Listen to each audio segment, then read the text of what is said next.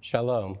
Tonight we will celebrate Torah Emet's 20th year with good comedy, great food, and some words of inspiration and appreciation from our leaders. But first, we must express our sorrow and concern for the rising violence and terrorist attacks against our brothers and sisters in Israel. We mourn those who have lost their lives and pray for the recovery of those who have been injured and traumatized by the scores of rockets that have been launched against civilian populations. Oseh shalom bimromav, hu ya'aseh shalom, aleinu v'al kol Yisrael, v'imru amen. He who makes peace on high, may he bring peace to us and to all Israel, and let us say, Amen. Thank you.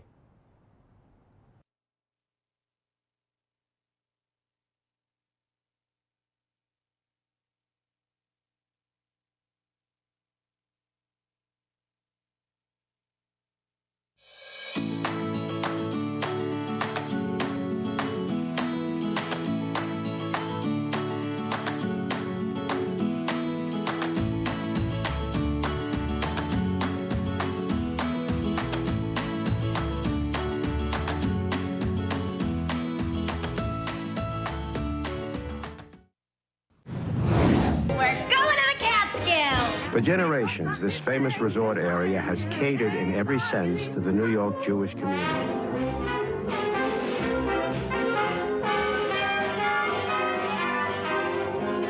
We're gonna hitchhike up to the Catskills. We know the highway, Route 17. When people think of the Catskills, they think about Jewy, Borscht Belt entertainers, a sort of Jewish Riviera. But actually, the history of the Borscht Belt has some twists and turns that may surprise you. Initially, when the Catskill Mountain Resort area began, it was because Jews could only go to this area. They were not allowed. And I mentioned how there were signs in front of many hotels in this country, not just New York. No Hebrews, no Negroes, no dogs. People ask me, what is the history of the Catskill? What is its roots? And I answer, it is the third act of Fiddler on the Roof. Well, after World War II is when the heydays really began. In the 1950s, I mean, it was flourishing into the early 60s. People were asking for all the amenities. Do you have an indoor pool? Do you have a golf course? Do you have this? They wanted everything. Even though I asked many people, do you play golf? No. Do you like swimming? No, but I like to know that you have it. Between the entertainment and the food, that was the key attractions. Good evening. I'm Seema Gelman, and on behalf of the Main Event Planning Committee, I want to welcome you to our 2021 virtual main event. We had hoped to hold the event in person, as this is the Congregation Torah Emet's 20th anniversary. Unfortunately, the COVID-19 virus is still with us, and we hope you and your loved ones are safe and healthy. So we'll again take this opportunity to come together virtually with exceptional comedy and words of inspiration and encouragement. Our thanks to Joni Schottenstein, Rebecca Myeroff, and the Auction Committee for organizing the recently concluded auction, as well as to give a mazel tov and thank you to all our auction high bidders. Remember to call the Shul office to make arrangements to pick up your winning items. Good evening. I am Dr. Michael Blumenfeld, past president of Torah Emet. As we celebrate our 20th year, we would be remiss if we did not express our thanks to those who helped Congregation Torah Emet reach this day. It is my honor to acknowledge our incredible sponsors, both corporate and individuals, who helped make this event possible. Without their financial support, many aspects of our synagogue programs and staffing would just not be possible. I would like to give special thanks to our Concord sponsors who went above and beyond in their donations. Thank you very much. Now, I would like to ask if you could take a moment to give thanks to all of our sponsors who are listed in the following scroll. Thank you and enjoy the show.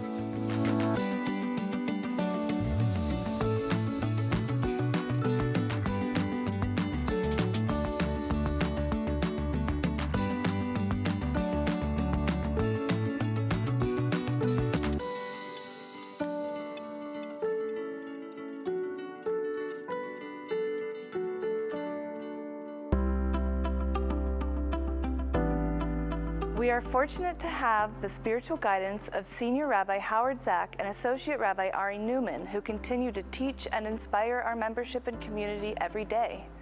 It is my pleasure to call upon Rabbi Zach to offer some brief remarks this evening. Good evening and welcome to the Main Event 2021. Before we begin the program, I want to thank the volunteers and professionals who worked so diligently to bring this event into your home. They are a dedicated group who love Torat Emet, its members, and the work that we do as a congregation. Please take note when the list of committee members and event producers crosses your screen. I want to thank Rabbi Ari Berman, President of Yeshiva University, for the words and insights that he will share with us later in the program. He has taken the reins of my alma mater and managed with great agility to keep its schools and programs operating, whether virtually, in person, and at times both, during the pandemic. I want to share my appreciation for the support of our officers and board of directors who worked in partnership with our staff to keep our shul open, our members safe, and our bills paid during a most challenging year. I reserve a final word of gratitude for the Schottenstein family, led by Jay and Jeannie, who continue to support our mission in so many ways. Toda rabba al hakol, may the work of your hands find blessing. Our theme for tonight is Back to the Catskills, a comedy time capsule to remind us that no matter how difficult, challenging, and frightening this past year or any year has been, we have always found support and perseverance through comedy. Comedy has a curative and cathartic effect that allows us to confront our fears, our foibles, and our insecurities. A good comedian can embed a deeper message or insight into his or her comedy, kind of like a good sermon. Speaking of which, as many of you know, Linda and I have embarked on a kitchen remodeling project. So a few weeks ago, we had to empty all the shelves and cabinets. I came across a box that I'd never seen before, and Linda told me to leave it alone. It was personal. A short while later, she left and I peeked into the box. Inside, I found 3 challah rolls and $2,000. When she returned, I confessed my indiscretion and asked her to explain the contents of the box. She told me that every time I gave a bad sermon, she put one of her challah rolls into the box. I immediately interrupted her and said, in 35 years, only 3 bad sermons? That's fantastic. She continued, and every time I get to a dozen, I sell them for $1. And that is why we hired professionals for this evening. Enjoy the show. Thank you, Rabbi Zach. Many of us are not old enough to remember when the Catskills was the center of Jewish comedy in America. It became known as the Borscht Belt. The Concord Hotel, Grossinger's, and other places hosted some of the best and funniest comedians in the business. Tonight, we are fortunate that 2 of the remaining Borscht Belt comedians are with us and will entertain us. Stewie Stone always knew he had the ability to make people laugh. After observing and learning from many comics, he set out to master his craft, initially in the Catskills and ultimately working with so many greats in the entertainment industry, including Natalie Cole, Gladys Knight, Frankie Valli, Neil Diamond, and many others. He was so well renowned in the comedy world that he still works with up-and-coming comedians to hone their craft. Stewie is a comics comic, and we are thrilled to have him with us tonight. Ladies and gentlemen, please welcome Stewie Stone. How are we doing, troops? I'm going to keep the mask on because this way you will know who you hired. If I do bad, you can't blame me. You can tell everybody you hired Billy Crystal. But I'm going to take the rap for this show because I love Columbus. I started in Columbus. I was a kid. I was working in the Concord Hotel. If you remember, in the Catskills. The Catskills has long been forgotten, but it was a great part of our lives. And somebody came to me and said, do you want to go to Columbus, Ohio? And offered me money. And for money, in those days, I would go anywhere.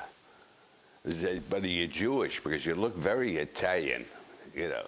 How does a Jewish kid get a name like Stewie Stone? I will tell you the emes. My father came over on the boat. Somebody told my father, don't let anybody know you're Jewish. Change your name, and you'll blend in America, and you'll make a fortune. My father's name was Reuben Sonnenberg, so we changed it to Robert Stone. And it worked. Nobody ever knew he was Jewish. The fact he had a beard, yarmulke and tzitzis, they blended right in. Now, this is a joke I could never do in Vegas. So now I get a job in the Catskills as the social director of the Concord Hotel. I did Simon Says on the Terrace, and I did the bathing beauty contest. I did the bathing beauty contest for 20 years, and to say something about Jewish people, we didn't have a winner in the bathing beauty contest for 20 years. But I met my lovely wife at the Concord Hotel. She was everything I ever wanted, because I came from Brooklyn. She was beautiful, educated, and rich. So now she takes me back to her home in Cherry Hill, New Jersey, to meet her mother. Her mother took one look at me, and after we got her mother's head out of the oven, we were able to talk, because this was not her dream for her daughter to marry the social director of the Concord Hotel. And I worked hard, and I became a comedian. And you know how I learned to be a comedian? Not on stage of the Concord. This is a strange thing. But in the steam room of the Concord Hotel. Now, who would go to the steam room every day, 5 o'clock? We had Buddy Hackey, Shecky Green, Myron Cohen, Alan King. Every comic would be at the steam room, sit around, tell jokes, and I would pick up the jokes, and we'd all run around naked. So now I'm working the Concord Hotel. I'm seeing all the great stars, and I'm going to tell you a cute anecdote. Not many people know this. We hired every big star. And one Sunday night, it had to be a Sunday night because we hired this gentleman by the name of Yul Brynner. Remember Yul Brynner? He was doing The King and I on Broadway. And he was off on Sunday. And that was the only night he could work in the Catskills. Imagine, from Broadway, Academy Award, now we have him in the Catskill Hotel, working at Concord Hotel in the nightclub for 4,000 Jewish people. And I walked up to Mr. Brynner when he got out of the car. He was handsome. You know, the hair shone. He had no hair. The bald, it shined like it glowed. And he was built beautifully, and he had a black shirt and the black pants. I said, do you need I said, I don't need a rehearsal. He scared me. What are you going to do? I don't need anything. Now we have 4,000 Jews sitting in the audience. He walks out on stage, puts a stool on stage in front of 4,000 people, takes out a balalaika, and starts to play Russian folk songs. Now you have to understand this. He's working to 4,000 Jews singing Russian folk songs, and these people all couldn't wait to get the hell out of Russia. Now he's doing Russian folk songs. You never saw people leave so quickly in your life. It was a second exodus. And we were famous at the Concord for having 4 big doors at the back. And if they didn't like an act, they walked out and the doors opened and the light would come in. And the act on stage knew he wasn't doing too good because he would see the light on stage. Now, there had never been an act where nobody walked out, because Jews love to walk out on shows. They didn't pay for the show, and they're walking out. Now, you got to understand this. 4,000 people in mass get up, walk out, and the light shines through. And that was the only time in the history of the Concord Hotel we had a bomb like that. And the people like it because people like to say who they walked out on. Not who they saw, but who they walked out on. Now I'm with my wife, who I've been with for many years, but she's put up with me, you know. We lived together, which was unheard of. We got married, the marriage didn't work out. We got divorced, the divorce didn't work out, so we got married again. I'm the only guy that you ever know that remarried his ex-wife. And people say to me, what's it like to remarry your ex-wife? You know what it's like? It's like breaking out of jail and then breaking back in. So this has been my life. It all started in the Catskills, and then from there it went to Playboy clubs, and then nightclubs and theaters. And I love Columbus because Columbus was part of our stop on the tour. Like an Ohio tour, you do Toledo, Cleveland, Columbus, and I got a chance to meet all the people that I worked at the shul for. And they didn't remember seeing me in Vegas, but they always remembered me at the shul. And somebody even remembered a joke I did for Jay Schottenstein. Jay, a delightful human being, hired me to do his annual party. And he did it in South Beach, Florida. He brought his whole crew, took over the whole hotel. And I was on the show, and I walked out, and they looked at me, and I said, it's a delight to be working with Mr. Schottenstein. You know, he is Orthodox, and if he wasn't Orthodox, you people wouldn't be getting chicken. If he wasn't Orthodox, you would have been getting lobster like everybody else gets in Florida. And now I'm getting older, and I'm glad I'm doing this here, because you take a picture of this, and maybe I can sell the apartment. And I'm 82 years old. I'm so proud. My daughter just graduated college. My daughter graduated the American University in Paris. And people say, your daughter went to Paris to college? And I said, yeah. Is this amazing? I could look to heaven and say a kid that grew up in the streets of Brooklyn with nothing could say his daughter graduated the American University at Paris. And all I can say is if my mother-in-law didn't die and leave her the money, she would have never gone to the University of Paris. Because if Brooklyn College was good enough for me, it would have been good enough for my daughter. And I must tell you, I learned this biggest lesson you could ever learn at the Concord Hotel. I saw every star, and I got friendly with every comedian. And I got very friendly with a gentleman, he's not with us anymore, Pat Henry. Now, Pat Henry was Frank Sinatra's comedian. He worked for Frank Sinatra for every show for 40 years. He passed away, but he told me when I started, my first job in Las Vegas was at the MGM Hotel. I was scared to death. And I went to Pat and I said, what do I do, Pat? He says, let me give you a bit of advice. He says, I learned it in the mountains, you're gonna learn it. What's that? He says, you have to have a big joke at the end of your act. I said, why? He says, let me tell you this. The star who's paying you doesn't watch you. He don't care what you do. You could be a monkey on stage. He don't care. But when he comes out of the dressing room and he stands at the side of the stage and he hears a big laugh at the end, he said, this kid's good. I'm going to hire him. And all I can say, it's been a delight through the years knowing all you people. It's been a delight. I must have worked the shul 5, 6 times. And all I can say is I wish you all a wonderful life. I thank you for inviting me. I thank you for letting me do this. I want to thank Columbus for introducing me to Jay Schottenstein, because I know what it's like to be a Jew. Build, and have a stadium named after you, and to walk on a Saturday and not use the car. That shows me what it's like to be a real Jew. I thank you all. I wish you all peace, happy, sei gesund. Good night. Thank you, Stewie.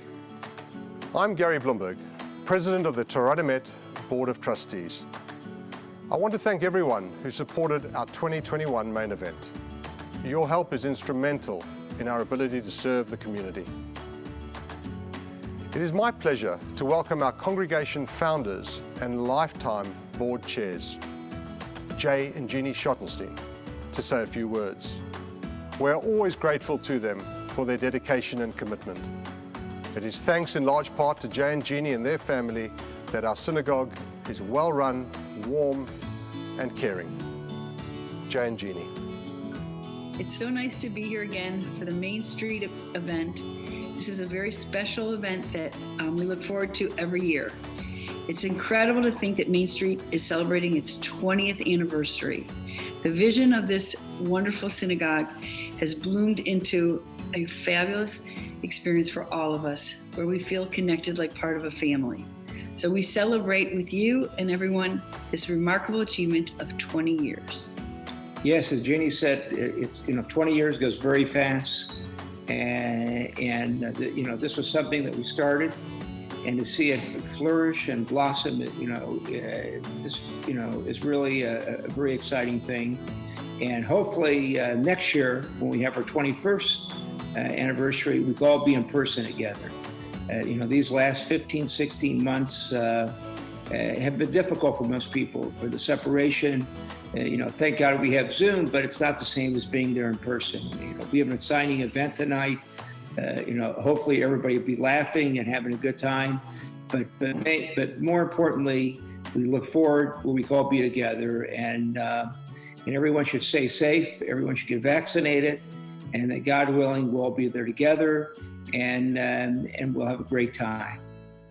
Thank you again, and thank you to Rabbi Berman for being a part of our celebration, and our best regards to Rabbi Zach and our whole Main Street family. We'll see you soon. Thank you, Jay and Jeannie. Dick Capri took the comedy world by storm and has left millions laughing in his comedic wake. In addition to his Borscht Belt style, Dick made his Broadway debut in 1991, co-starring in the critically acclaimed Catskills on Broadway, which played to sold-out audiences for 14 months and later toured nationally. He has received many distinguished awards for his comedy genius and was elected to the Comedy Hall of Fame. Ladies and gentlemen, please welcome Dick Capri. Hello, everybody. The first thing I want to do is tell you the type of comedy that I do. First of all, I don't use any four-letter words. I don't use the F word, but I do use the P word 3 times a night. I talk about things I experience every day in my life. That's why I don't do any sex jokes, because to me, sex is nobody's business except for the 3 people that are involved. Now, the good news is I just signed a 2-year contract with Caesars. I get my first pizza on Monday. Now, I've been here in Florida working for the senior citizens. Now, the seniors, they're just the best audience you ever want to see. Their sense of humor is wonderful. I'm driving down here, and I'm new. I don't know where I'm going. I'm looking for the main highway, and I see a senior in the corner. I pull over. I say, "Excuse me, could you tell me how to get to 95? He says, "Don't eat meat." I was so impressed with that, I made a donation. I made a donation to a senior citizens home down here. I donated them my uncle and my aunt. And they love it. They love Florida. Why not? The weather's good. The food is good. Every Broadway show comes to Florida. Now, here's my favorite senior citizen joke, okay? 2 seniors are home watching television, and the husband gets up to go to the kitchen. The wife says, "Where are you going?" He says, "I want to get some ice cream." She says, "Well, I will get it for you." He says, "But I want whipped cream on it." She's okay, and a cherry on top of that. She's okay, I'll get it for you. He says, "Well, write it down." She said, "I don't have to write it down. I know what you want. Ice cream, whipped cream, and a cherry on top." He says, "You better write it down." She says, "I don't have to write it down. I'll be back in 10 minutes. Goes in the kitchen, 10 minutes, she comes out, 2 fried eggs. He says, "I told you to write it down." She says, "What did I forget?" He said, "The toast." Now the wife says to the husband, "I can't start the car. There's water in the carburetor." He says, "What?" She says, "I can't start the car. There's water in the carburetor." He says, "You don't even know where the carburetor is or what a carburetor is." She says, "I'm telling you, there's water in the carburetor." He says, "Okay, where's the car?" She says, "In the swimming pool." Here's a fairy tale. Very short fairy tale. Once upon a time, this guy said to this girl, "Will you marry me?" And she says no. And he lived happily ever after. Now the husband says to the wife, he says, "A miracle happened." And she says, "What is it, Tony?" He says, "I went in the bathroom. Without touching the light switch, the light went on automatically. I left the bathroom, the light went off automatically. It's a miracle." She says, "Tony, you peed in the refrigerator." Now that was my favorite joke. Now, here's my last joke, then I'll go into something. Now, when I'm being interviewed, on occasion, one of the interviewers always asks me, did I ever do a show where I did not get a laugh? I say, it has happened to me, and it's something a comedian will never forget. I was asked to do a charity event for the hearing impaired. And so I go to the theater. I said to the producers, wait a minute. If no one in the audience can hear, you know, how am I going to do my jokes? He said, you don't understand. When you're working, we have a guy sitting next to you who does sign language. You tell the joke, and he signs it with his fingers, like with the president. I said, okay, there's a charity. I'm doing the right thing. So they introduced me, Dick Capri. I walk on stage. There's a signer doing this. I do my first joke. I don't get a laugh. I do my second joke. I don't get a laugh. I'm out there 15 minutes. I did not get a laugh. And I look over to the guy that's doing the signing, and I notice he had a finger missing. So I gave him a finger, and I left. Now, the scariest thing that ever happened to me, I was lucky enough to do a charity event for President Bush in Washington, D.C., at the Ford's Theater where Lincoln got shot. And I was so impressed. I never worked with a president before. And I'm nervous, of course. And it's only a 500-seater. It's small. And when you're on stage, you look out, you could see the president standing there with all the security guards around him. And backstage, there's 2 security guards that are fully armed. And when you walk on stage, you have to walk in between these 2 guys. Now, I'm very nervous.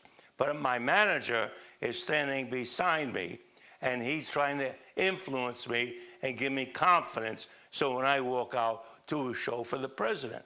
Okay, so now the 2 security guards are there. They introduce me, ladies and gentlemen, Dick Capri. I'm walking on, and my manager says, go out and kill him. Scared me to death. And that's 10 minutes. If you want to see me again, take me to dinner. Thank you very much. Thank you, Dick. It is my pleasure to welcome Rabbi Dr. Ari Berman. Rabbi Dr. Berman was elected Yeshiva University's 5th president in November 2016, a gifted leader and orator.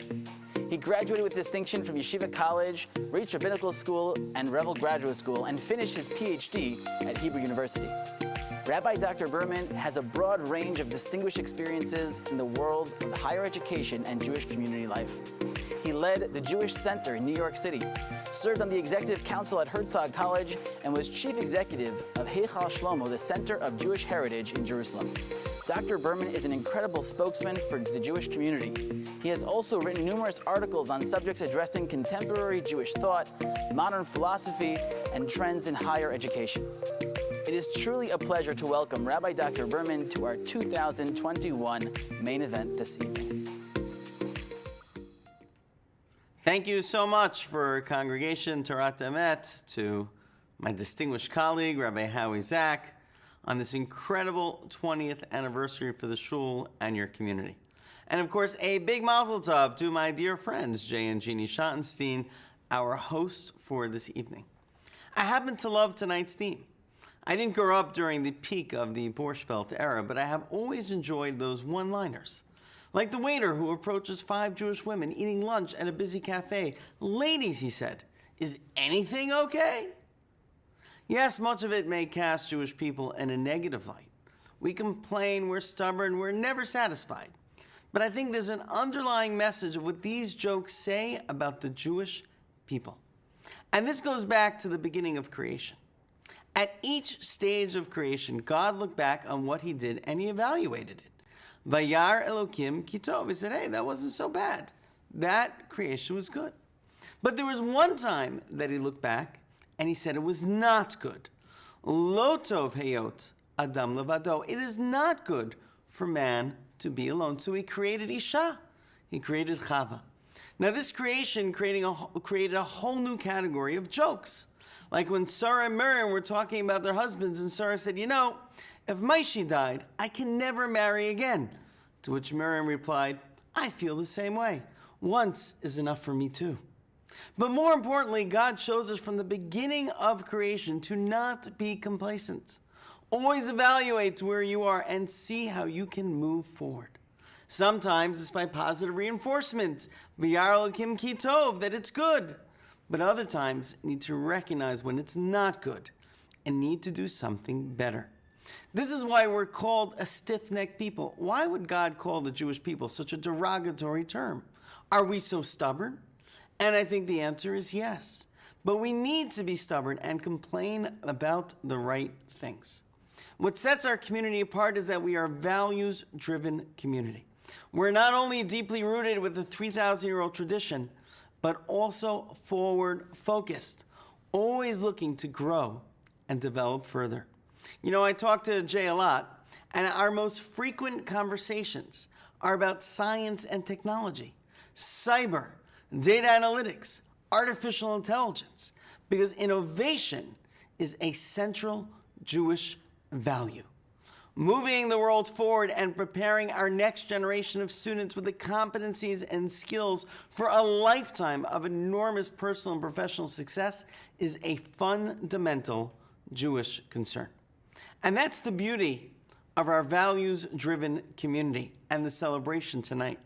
We're not just celebrating a building, a congregation, or an individual. We're celebrating the sustained perpetuation of our Jewish values, our Jewish identity, and our Jewish community. And especially as we turn the corner on a year of COVID, when we're working to redefine the nature of community and connections, we look forward to the new possibilities and opportunities that rest ahead. Never satisfied, ever hungry for the growth of ourselves, our families, and our entire community. So this is a great celebration. It's not just about the 20 years past, but about the amazing opportunities of the future. And I congratulate all of you and hope you all have a wonderful evening. I know I will. I'm driving my mother-in-law to the airport. To continue growth and aspiration, Mazel Tov. Thank you, Dr. Berman. To conclude our program tonight, I have the pleasure to welcome back internationally renowned comedian Ashley Blaker. Ashley was so well received for his performance during last year's main event, there was a clamoring to bring him back. He performed on 5 continents, created in 2018 an off-Broadway show which was called a tremendously funny stand-up comedy show by the New York Times. And he has his own comedy show on the BBC called Ashley Blaker's Goyish Guide to Judaism, which received rave reviews. Ladies and gentlemen, please welcome Ashley Blaker. Hello! Ashley Blaker here, back once again in my home in London, England, greeting all of you over there in Columbus, Ohio in the Midwest, and we're doing it again. Can you believe it? Apparently what happened was my performance last year went down so well, they said we need to keep this pandemic going for another year just so we can have Ashley Blaker again at the online event next year. I mean, when you think about it, it would have been better for everyone probably if they stopped the pandemic and just flown me over, but I suppose they didn't want to then spend the money on the flying me to Columbus, put me up in a hotel. So, you know what, whatever. Here I am, back again. And I hope you're all keeping well in Columbus. And, you know, it's not been an easy year. Obviously, we're all missing a lot of things. I'm missing an audience tonight. I've also really missed my synagogue. I've definitely missed my synagogue. I belong to this synagogue, which may be incredibly orthodox, but which was strangely built above a Blockbuster video store. Also, if you came to my synagogue, you would see that compared to the other men who go there, I'm practically a Gentile. They won't even come and see me perform unless men and women are separated by a mechitza. At least that's the excuse they give me. They'd probably go and see Chris Rock at Madison Square Garden, no problem at all. They just don't want to see me. I also really missed my rabbi. This is my rabbi, who's a bit of a character because he doesn't speak English, he speaks Yinglish. And it's this very odd thing, because you go to Williamsburg in New York and imagine they're all going to speak with a Brooklyn accent and be like, hey, how you doing? But they don't. They go, hello, how are you? And this is a worldwide thing. Go to Stamford Hill in London, and by rights they should all speak with a Cockney accent and be like, all right, mate, how are you, mate? But they don't. They go, hello, how are you?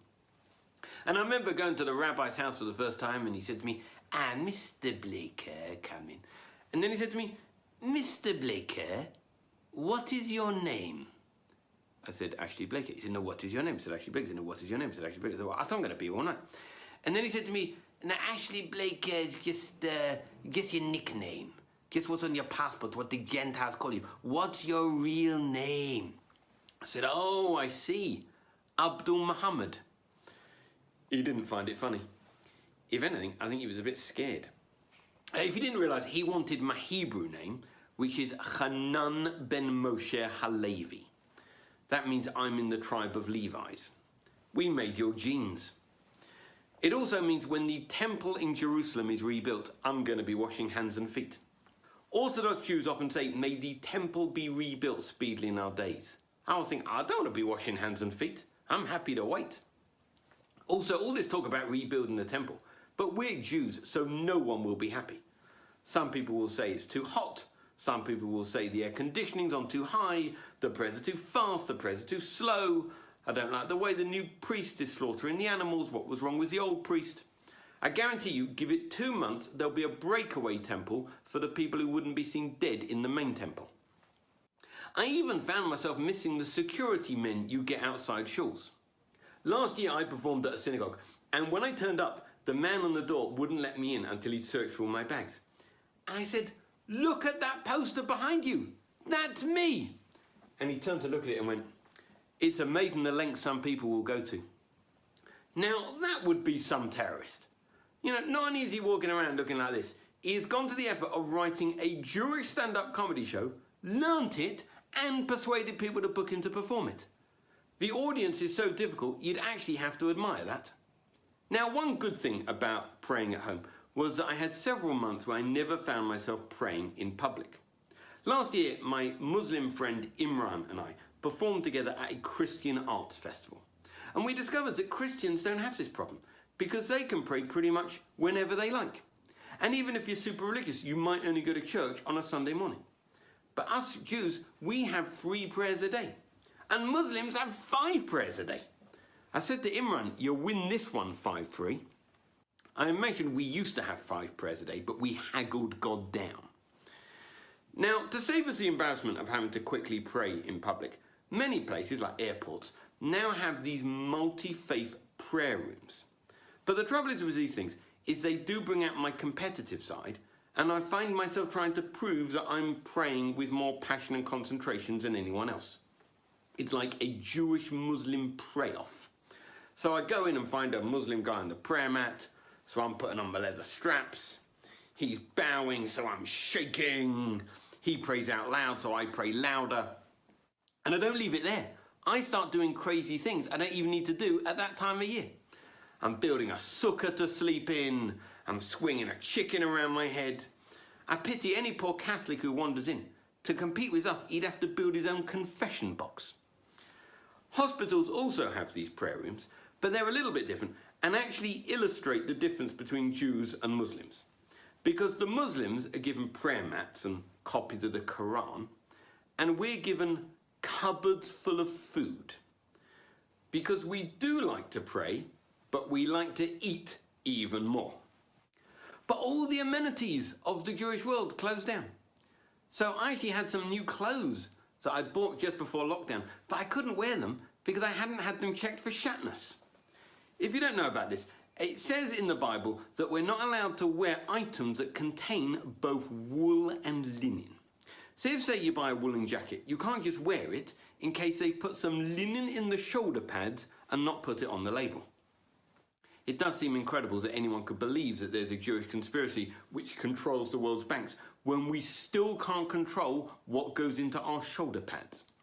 So what you need to do is you have to take your jacket to a laboratory for a rabbi to inspect it under a microscope.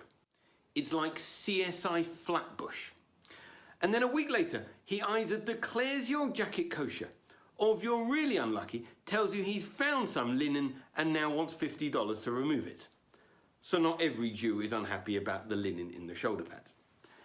And then, to stop other people making the same mistake, they put up posters like this, which are the clothes equivalent of wanted posters. Have you seen these short-sleeve sweaters? They've been spotted in the New York area claiming to be 100% wool. Do not approach them.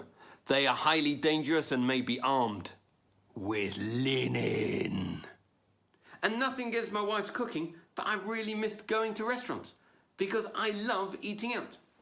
In fact, it is one of my genuine ambitions to one day write a history of the world's kosher restaurants entitled Our Credit Card Machine Isn't Working Yet.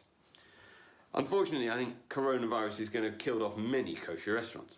Nothing to do with lockdown, it's just everyone has stopped wanting to use cash. Also, I don't want to make any suggestions about improper insurance claims, but it is one of the mysteries of the modern world that in my neighborhood there have been more blazes in kosher restaurants than they ever had on Chicago Fire. If this was a TV show, people would call it far-fetched. It wouldn't surprise me to find out there'd been a kosher restaurant on the roof of Notre Dame. I saw that debate last year about what caused all the bushfires in Australia. Some people blamed arson, some people blamed global warming.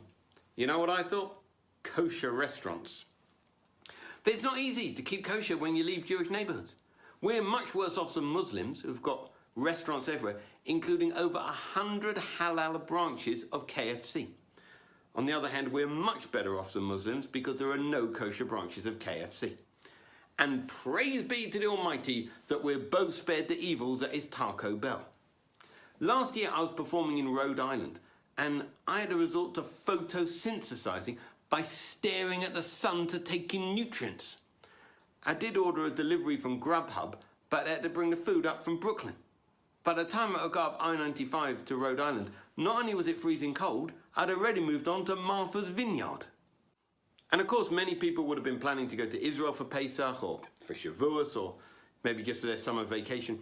And if you weren't able to go, I do feel sorry for you, but there is at least one upside. Because of course, flying to Israel would have meant having to get on a plane full of Jews. I told my Muslim friend Imran about this, and he was baffled. He said, Jews on a plane? What's the problem? We're the ones people normally don't want to be with on a plane. And I said, where do I start? Look, I know many people say that Orthodox Jewish schools don't teach enough secular education. And I don't know whether that's right or not. But I will tell you one thing that they definitely don't teach. And that's the meaning of the words, one piece of carry-on only. Go on a plane to Israel and you'll see no one understands those words because everyone wants to take with them their entire possessions in hand luggage. Not just what they need for vacation, absolutely everything they own. And anyone else in the world who owns a hat, if they take it away with them, they wear the hat. Not us. We have to carry with us an enormous cardboard box just for the hat. It's like the hat is a person and he gets his own piece of carry-on. Ah, Mr. Fedora, you're in seat 15A. And the women are no better because they all carry with them one of these wig boxes. And these are actually even worse because if it falls open during the flight, you get a bit of a shock when you see one of these. For a laugh, I've actually started taking a wig box myself and actually pray for turbulence because I put inside one of these. No one is expecting that. A few years ago, we went away on a Passover vacation to Greece. And I'm not joking, it was like going to a bar mitzvah party in the sky. Because no one sat down at any point during this flight. They just spent 4 hours wandering around. Avrumi! How are you? Haven't seen you for years. David! How are your parents? What they should have done is just taken out all the seats, had one long buffet table down the middle, men on one side, women on the other, let everyone have a schmooze. There were prayers going on, the Ashkenazi Jews are davening over here, the Sephardi Jews are praying over there, people are buying and selling kosher snacks. It was what I imagine the temple in Jerusalem must have been like 2,000 years ago. Had Jesus been there, he'd have come on board and turned over the tray tables. And this was just a flight to Greece. Go on a plane to Israel and it's even worse, because you have Orthodox Jews and Israelis. Two types of people you want to avoid on a plane for the price of one. Because the Israelis have no concept whatsoever of standing in line. The plane lands and it's every man, woman and child for themselves.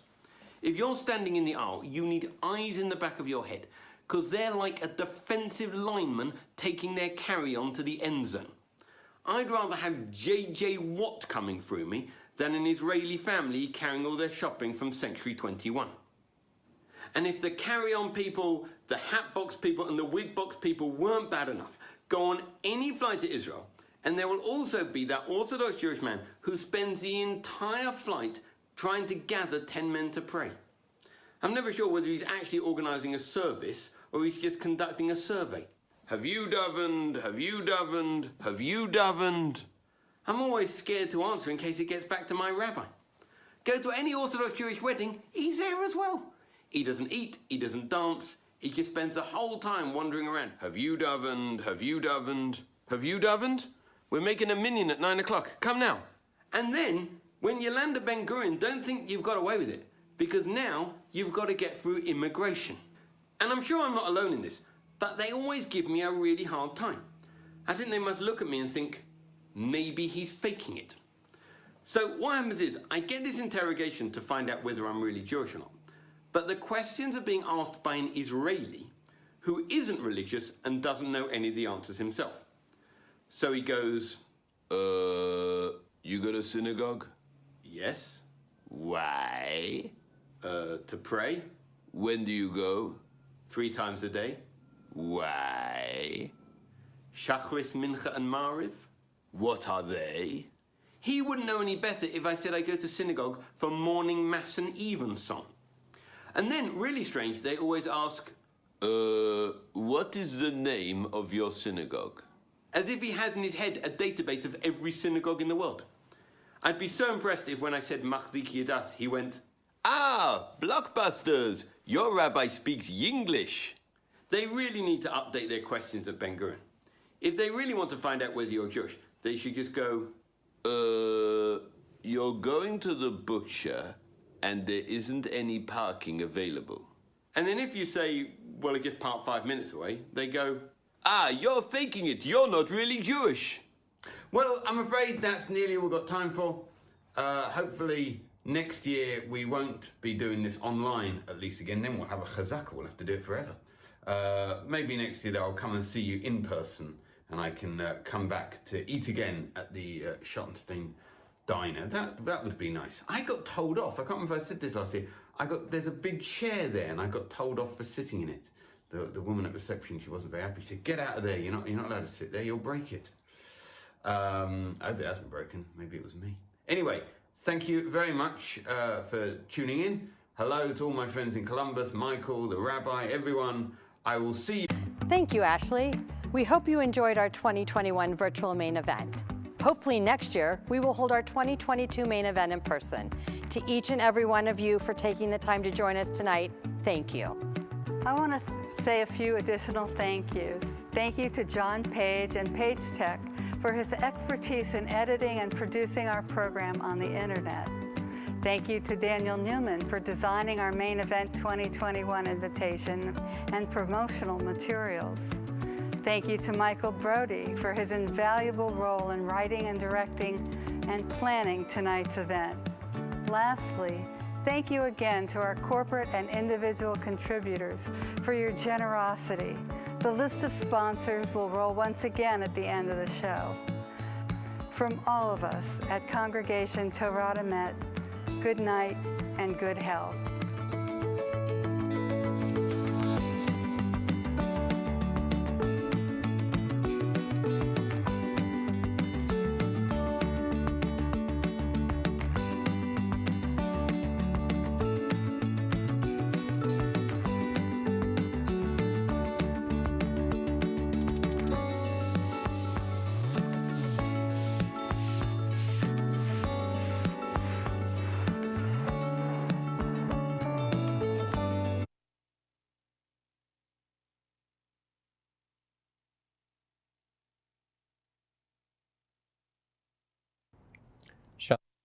Shalom. Tonight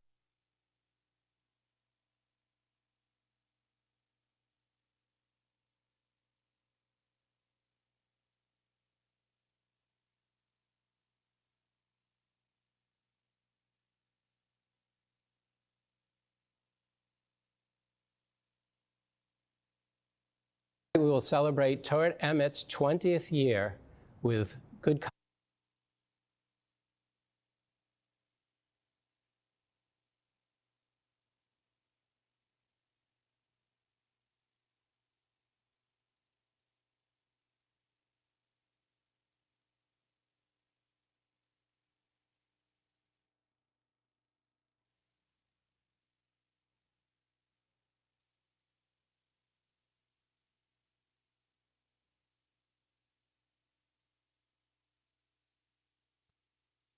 Bell.